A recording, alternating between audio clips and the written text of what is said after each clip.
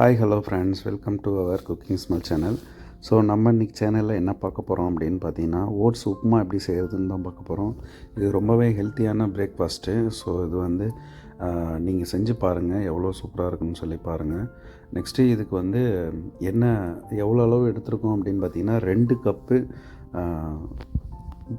Oats தான் எடுத்துருக்கோம். இந்த 2 கப்பு ஓட்ஸை வந்து ஃபஸ்ட்டு ஒரு வெறும் பாத்திரத்தில் ஒரு லோ ஃப்ளேமில் வச்சு ஒரு 2 ஸ்பூன் நெய் விட்டு நம்ம அப்படியே இது பண்ணிக்கலாம், பொன்னிறமாக வறுத்துக்கலாம். ஸோ வறுத்துட்டு அதுக்கப்புறமா இதுக்கு தேவையான பொருட்கள்லாம் என்னென்னு பார்க்க போகிறோன்னா, நம்ம வெஜிடபிள்ஸில் வந்து கேரட் எடுத்திருக்கேன். பீன்ஸ் இருந்தால் நீங்கள் பீன்ஸ் போட்டுக்கலாம். என்கிட்ட பீன்ஸ் இல்லாதனால உருளைக்கிழங்கு எடுத்திருக்கேன். அதுக்கப்புறமேட்டுக்கு கொத்தமல்லி எடுத்திருக்கேன், கொத்தமல்லி தழை.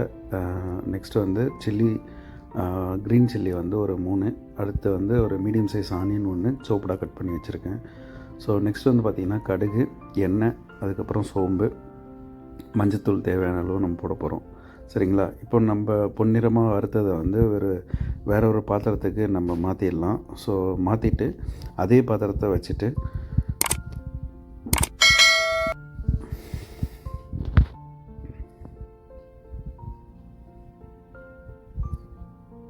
தேவையான அளவு எண்ணெய் ஊற்றிடுவோம்.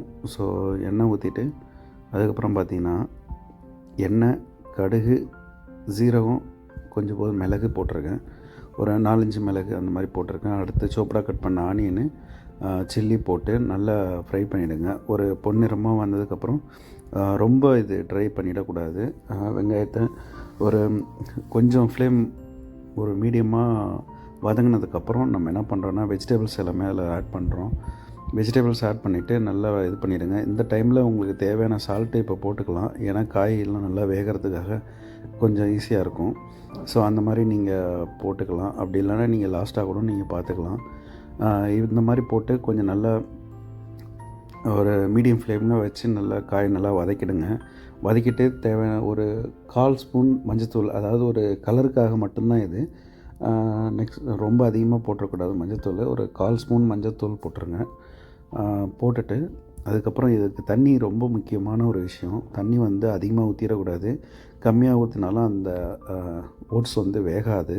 ஸோ அதனால் இப்போ நம்ம என்ன பண்ணுறோன்னா, 1 கிளாஸு ஓட்ஸுக்கு 1.5 கிளாஸ் தண்ணி ஊற்றுறேன். ஸோ அப்போ பார்த்தோன்னா நம்ம டோட்டலாக 3 கிளாஸ் தண்ணி ஊற்றிக்கிறேன். ஸோ நம்ம எதில் மெஷர் பண்ணோமோ அதே மெஷர்மெண்ட்டில் 3 கிளாஸ் தண்ணி ஊற்றிட்டேன். ஓகேங்களா? இப்போ ஊற்றிட்டு இந்த டைமில் நீங்கள் உப்பு டேஸ்ட்டு பார்த்துக்கலாம். உப்பு லைட்டாக கொஞ்சம் தூக்கலாக இருந்தால் போதும். அது வந்துட்டு ரொம்ப முக்கியம், அதிகமாக உப்பு பற்றக்கூடாது. இது நல்லா கொதித்து வந்த உடனே நம்ம வறுத்து வச்சுருக்க ஓட்ஸை வந்து அதில் மிக்ஸ் பண்ணுறோம். சரிங்களா? ஓட்ஸை நல்லா மிக்ஸ் பண்ணும்போது லோ ஃப்ளேம்லேயே வச்சுக்கோங்க. ரொம்ப அதிகமான ஃப்ளேமில் வச்சிங்கன்னா சீக்கிரமாக அதை அடிப்பிடிக்க ஆரம்பிச்சிடும். ஸோ அதனால் ரொம்ப முக்கியம். அதனால் ரொம்ப கேர்ஃபுல்லாக அதை பார்த்துக்கணும். ஓட்ஸ் போட்டதுக்கப்புறம்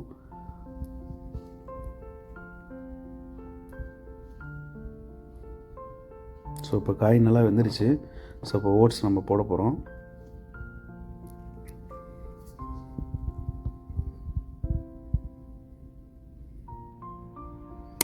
ஸோ என் கையிலே பிடிச்சிட்டு நான் கேமரா எடுக்கிறதுனால என்னால் போட முடியல. ஸோ உடனே பக்கத்தில் இருக்கிற நண்பர்கள் வந்து ஹெல்ப் பண்ணால்.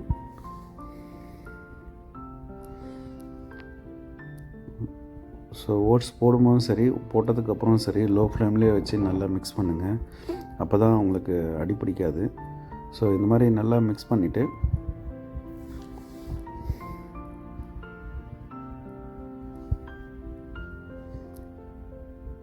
இது வந்து பார்த்திங்கன்னா ரொம்ப ஹெல்த்தியான ஒரு பிரேக்ஃபாஸ்ட்டு. இது வந்து எல்லாருமே சாப்பிட்லாம். ஒரு முறை நீங்கள் ட்ரை பண்ணி பாருங்கள். கண்டிப்பாக நீங்கள் ரவா உப்புமா இதெல்லாம் விட இது ரொம்ப டேஸ்ட்டாக இருந்துச்சு. நான் இது வந்து ஃபஸ்ட் டைம் தான் ட்ரை பண்ணேன், ஆனால் எனக்கு ரொம்ப பிடிச்சிருந்துச்சி, ரொம்ப நல்லாவும் இருந்துச்சு டேஸ்ட்டு. ஸோ அதனால் நம்ம சேனலில் போடலான்னு சொல்லி போட்டிருக்கேன். நீங்களும் ட்ரை பண்ணி பாருங்கள், எப்படி இருந்துச்சுன்னு சொல்லி நம்ம சேனலில் கமெண்ட் பண்ணுங்கள். ஓகேவா? ஸோ இப்படி தாங்க நல்லா அடிப்பிடிக்காத அளவுக்கு நல்லா மிக்ஸ் பண்ணிகிட்டே இருக்கணும். அது ஆட்டோமேட்டிக்காக அந்த தண்ணி எல்லாமே அப்சர்வ் ஆகிடும். அப்சர்வ் ஆகிட்டதுக்கப்புறம் நீங்கள் அந்த கொத்தமல்லி சோப்படாக கட் பண்ணி வச்சுருக்கீங்க பார்த்தீங்களா, அந்த கொத்தமல்லி ஆட் பண்ணிவிட்டு மறுபடியும் ஒரு நல்லா மிக்ஸ் பண்ணி விட்டுட்டு டேஸ்ட் பார்த்துக்கலாம் இப்போது. சரிங்களா?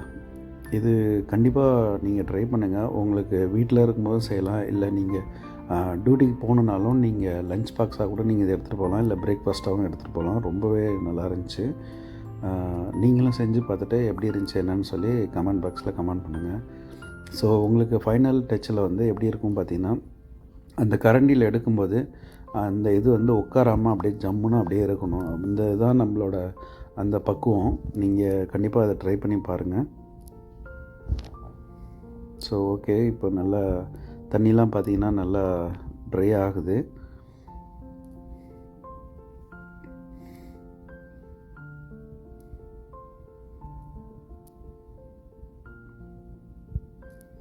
ஸோ அவ்வளோதாங்க, ரொம்ப சூப்பரான ஒரு ஓட்ஸ் உப்புமா ரெசிபி ரெடி.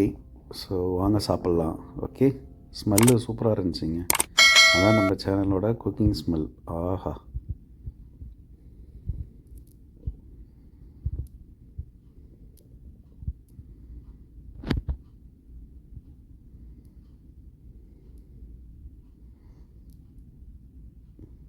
பார்த்திங்களா எப்படி இருக்குதுன்னு சொல்லிட்டு. நம்ம கரண்டியில் எடுக்கும்போதே அந்த இது உதிரி உதிரியாகவும் இல்லை, ரொம்ப கொல கொலன்னு இல்லை, கரெக்டான ஒரு பக்குவத்தில் இருக்குது. ரொம்பவே டேஸ்ட்டாகவும் இருந்தது. அந்த மல்லி இலை இருக்குது பார்த்திங்களா, அது போட்ட உடனே அந்த ஸ்மெல்லே ஒரு வேறு லெவலில் இருந்துச்சு.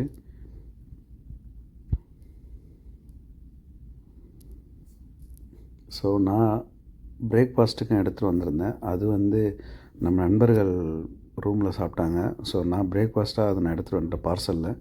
ஸோ நான் டியூட்டியில் வச்சு சாப்பிட்றேன். ரொம்பவே நல்லா இருந்துச்சு, டேஸ்ட்டாக இருந்துச்சு. நீங்களும் ட்ரை பண்ணி பார்த்துட்டு எப்படி இருந்துச்சு என்னன்னு சொல்லி கமெண்ட் பாக்ஸில் கமெண்ட் பண்ணுங்கள். நம்ம சேனல் சப்போர்ட் பண்ணுங்கள்.